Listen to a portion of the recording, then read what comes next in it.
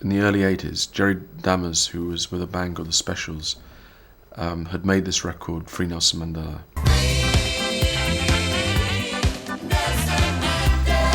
And I suppose for the first time, the South African issue and ANC and Mandela got taken up by young people in this country in a completely different way from before. When I realised who he was and what had happened to him and how important he is in South Africa, I thought I'd popularise his name a bit. It's disgraceful that voters sort of walking free in this country when Nelson Mandela's been in prison for 22 years and by rights he should be the Prime Minister of South Africa. You know, maybe before then, our language, the way we communicated, you know, there's a way in which campaign organisations can sometimes just talk to the converted. Suddenly we were talking to a whole lot of other people. I mean, on Top of the Pops, which is the sort of big BBC programme, you know, suddenly they were playing Free Nelson Mandela. And then we even heard people in South Africa singing it, which was wonderful.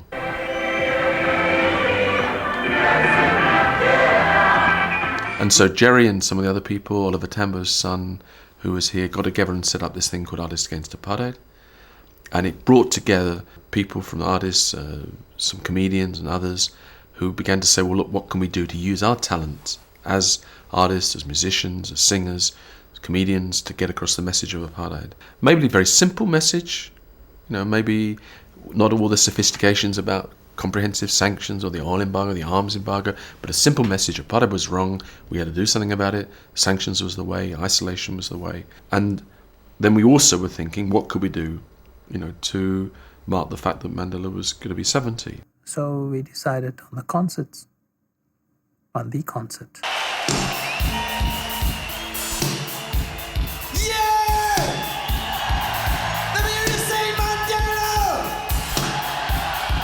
Set them free. Set them free. Set them free. Set them free. I have to admit that I was somewhat cautious as to what we would be able to do. To take Wembley, which has a capacity of 100,000, something was going to last all day, people coming from all over the world. I mean, I doubted we had the organising capacity to do it. We managed to get Tony Hollingsworth, who was a very imaginative guy with these kind of media, music events, you know, to be acting as a kind of producer. In 1987, I met Archbishop Trevor Huddleston, and we talked about the anti-apartheid movement's campaign. Now Trevor said, well, would it call for sanctions? And I said, no, if it calls for sanctions, we won't get it broadcast. He said, will it call for the release of all political prisoners? And I said, no, if we do that, it will be a political event and we won't get it broadcast. It has to remain a musical tribute to Nelson Mandela, and then we will get it broadcast. And then it just began to take shape. The BBC bought, you know, sort of showed an interest. So we suddenly had the potential of changing something which was just going to be a very effective event in Wembley into something which was going to be broadcast internationally. We didn't pay the artists. They all did it for expenses only. But some of their expenses we'd have been as well paying them. When you got to pay Concord fares for some people, it mounts up. But it was necessary to get them there, and so it was run on strictly commercial lines. We didn't want to lose money. And as an example of how campaign organisations can be hit with a crisis of conscience, is that both Pepsi-Cola and Coca-Cola were vying with one another to bid for the rights to televise exclusively in the United States, both of whom traded in South Africa. And there were some people who said, no, we can't take money from them. I mean, this would be, you know, you can't trade with the enemy. And I said, look, there's nothing delights me more than using the enemy's money. Why shouldn't we use the enemy's money to fight the enemy? I mean, what could be better? Unfortunately, by the time I was able to persuade the rest of the board of Freedom Productions that we should do that, they both withdrew because they didn't have enough time to set up their commercial advertising of the event. So we lost a lot of money that we could have had.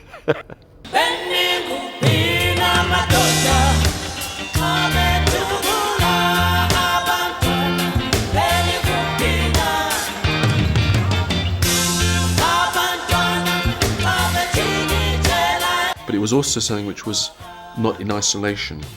So we'd talk to all the anti-apartheid movements in Europe in particular to make sure that when it happened, it wasn't just a concert, but they were prepared to take advantage of it. So at your blues, so at your blues.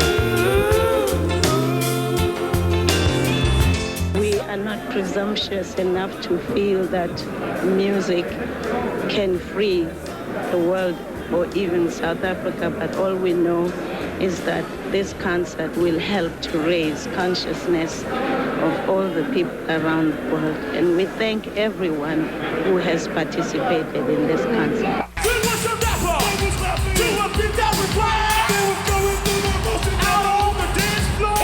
Well, I have to admit, some of the people we were to perform I hadn't heard of, but that's an age thing. That's an age thing. But it was a most spectacular event. The atmosphere was electric. It was absolutely electric. The place was absolutely packed. We could have sold many more tickets than we had. Today is Nelson Mandela's birthday, but we also celebrate the fact that we know in very little time we'll be celebrating the ending of apartheid in South Africa. Oh, it was just, it was unreal because, there were just so many problems and difficulties going on.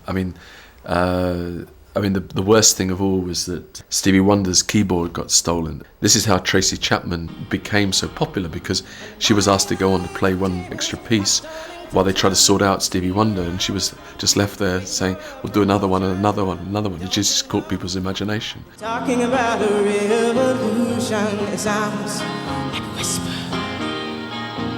Poor people gonna rise up and get their share.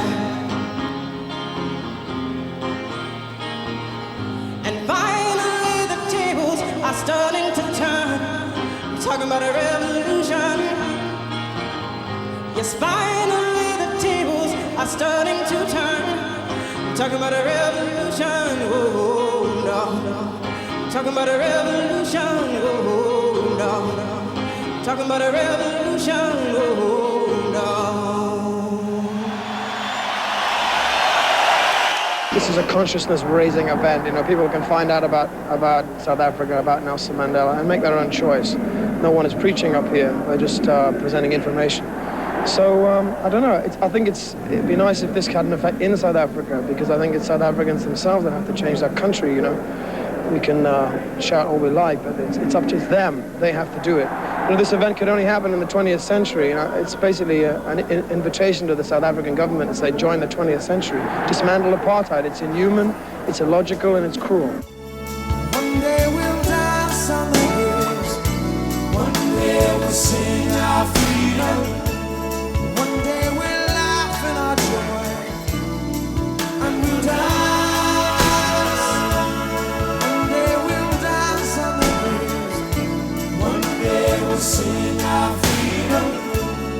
One day we'll laugh in our joy. And we'll dance.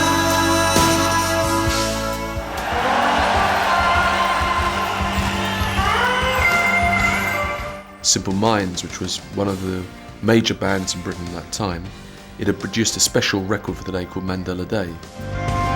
He was 25 years ago this very day. And now the freedom moves in closer every day.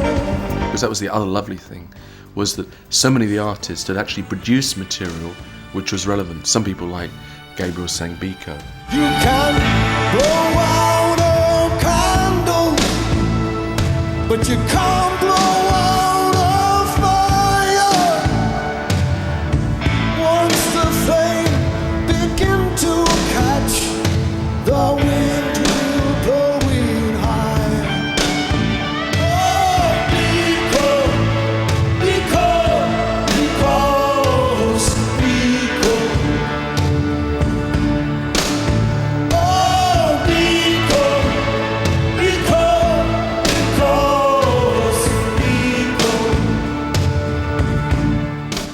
But others had actually prepared special pieces that were linked to Mandela or linked to South Africa to perform on that day. Hey, Mandela!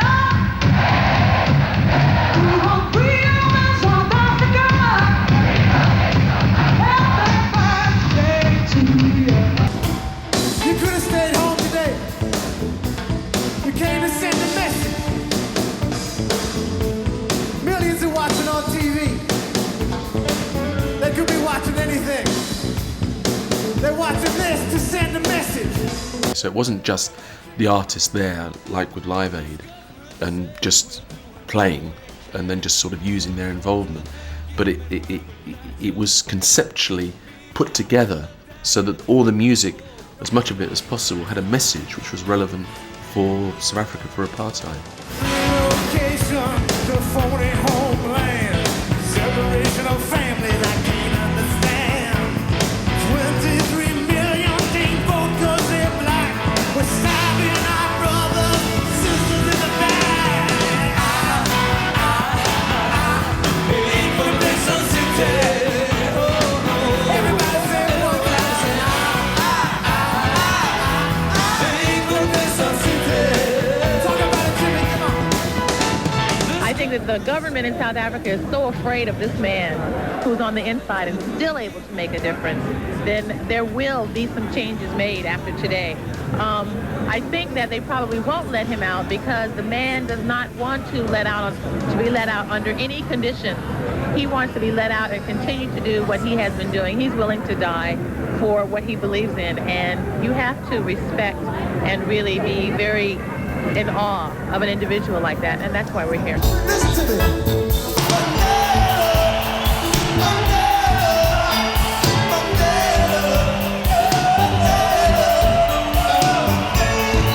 Are we ready to set them free? Is the world ready to set Nelson Mandela free? Come on, read.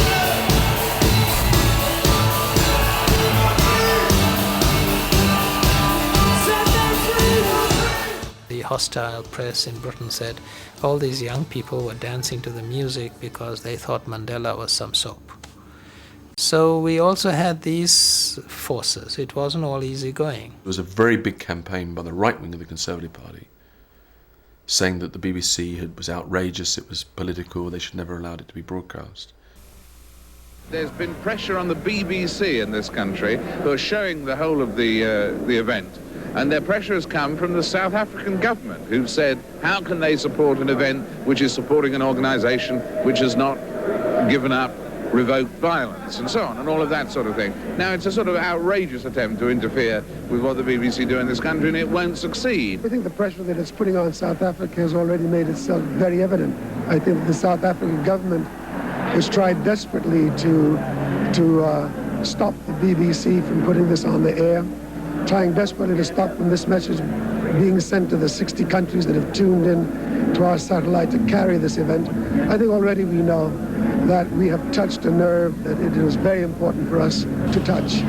500 million people watched that broadcast, and that was in 1988, when there were only 5 billion people in the world. And we were then able to use that figure of 500 million people to put pressure on the politicians, who had already said they wished to end apartheid, to speed up that end. We had an opinion poll just afterwards. We were recording 93% of the population were supporting Mandela's release.